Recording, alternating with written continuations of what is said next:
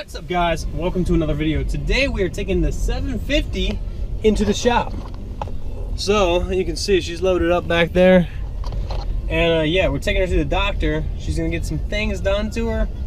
I'll check in with you guys later. Yeah.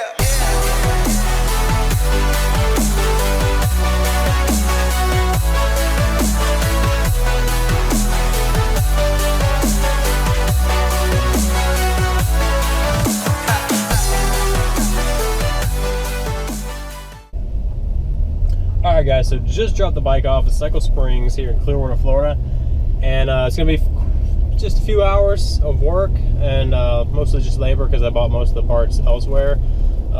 So we're going to check in just a couple more hours, going to run some errands, and then we will let you guys see what I got. Stay tuned.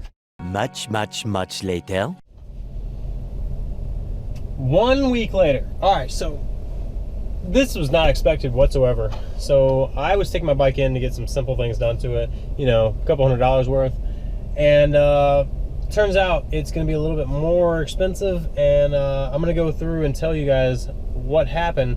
But anyways, this is 1 week later. I have left my bike at the dealership. I got the call today to come pick it up. It's ready to go, so I'm here about to pick it up now, and I will tell you guys exactly what happened.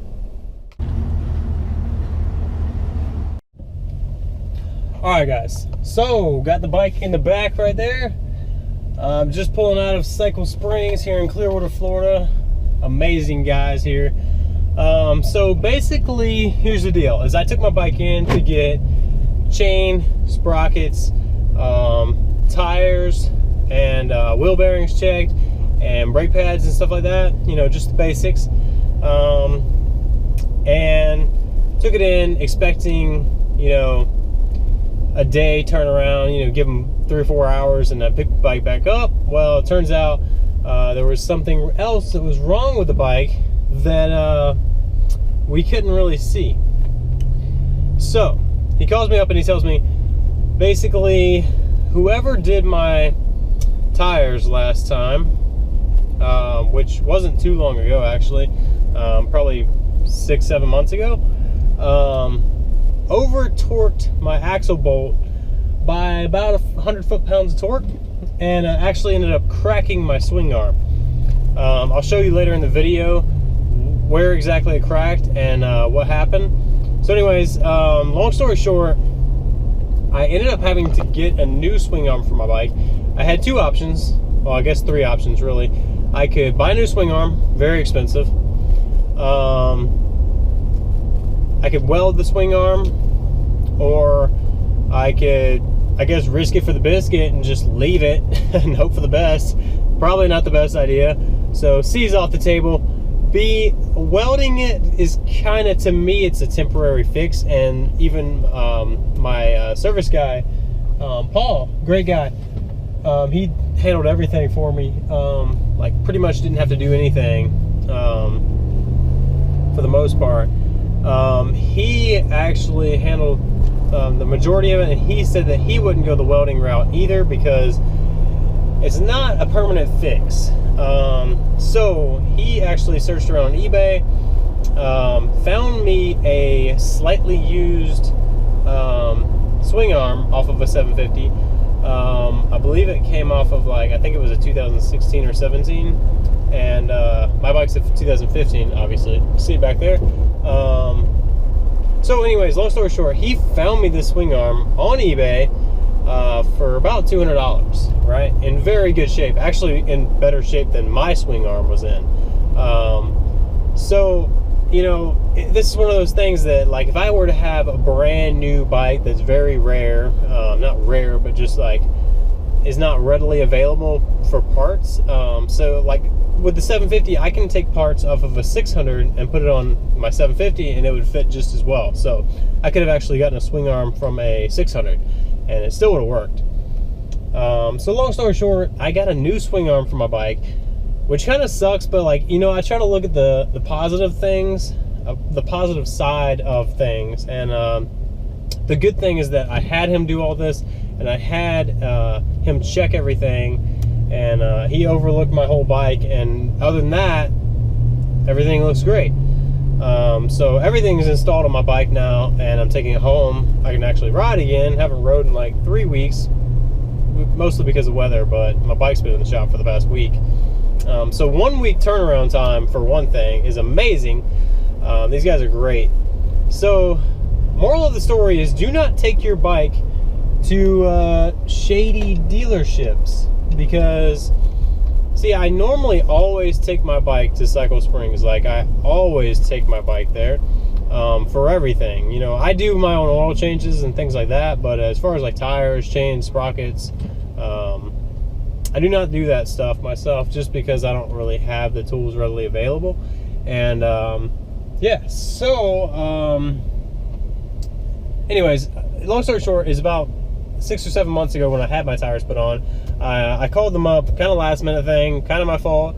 I should have, you know, booked it in advance, and I wanted to get my tires put on right away, because I ended up getting a nail in my tire and I had to plug it, and I just wanted to get my new tires put on. So anyways, took it to a different shop because they weren't available. They were booked out for like 2 weeks, and I had something coming up and I had to get my tires put on. So anyways, I took it. I think it was actually when we went to the mountains last year. So I had them put it on, and somewhere along the way, someone torqued my axle bolt so freaking tight that it actually ended up snapping my swing arm on the inside. And you'll see later in the video, I'll show you guys exactly where it snapped. You know, if you want to skip to that, go ahead and skip.